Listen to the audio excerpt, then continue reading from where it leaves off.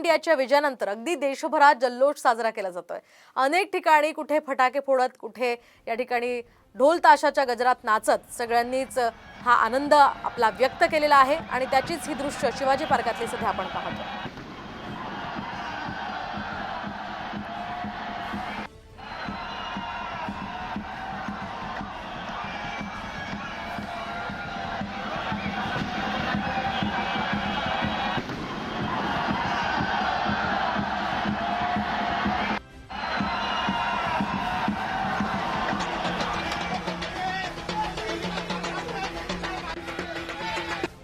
अखिल खार भारताने आहे तो विजय मिळवला आहे। भारताने जो विजय मिळवलाय तो आपल्यासाठी एक मोठाही आनंदाची गोष्ट आहे।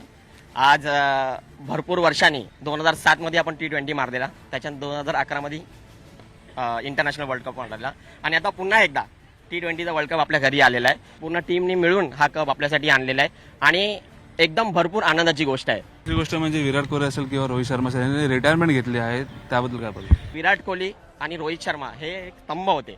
ते जेव्हा ग्राउंडवरती असायचे तेव्हा मॅच आपली सेफ असायची आणि या दोघांनी जो डिसिजन घेतलेला आहे तो एकदम राईट टायमाला एकदम वेळेवर घेतलेला आहे। 13 वर्षानंतर जे आपण परत वर्ल्ड कप जिंकलो आणि खासकर त्या Rohit Sharma as a captain, कुठचाही प्लेअरची एक इच्छा असते की त्यांनी खेळताना एक वर्ल्ड कप मिळावा त्यांना, आणि त्या गेले 2 ते 3 वर्ल्ड कप आपण सेमीफायनल किंवा फायनलला जाऊन आणि आपण ते हारलो आहे। तर कालचा मॅच खूप आनंदाचा आहे।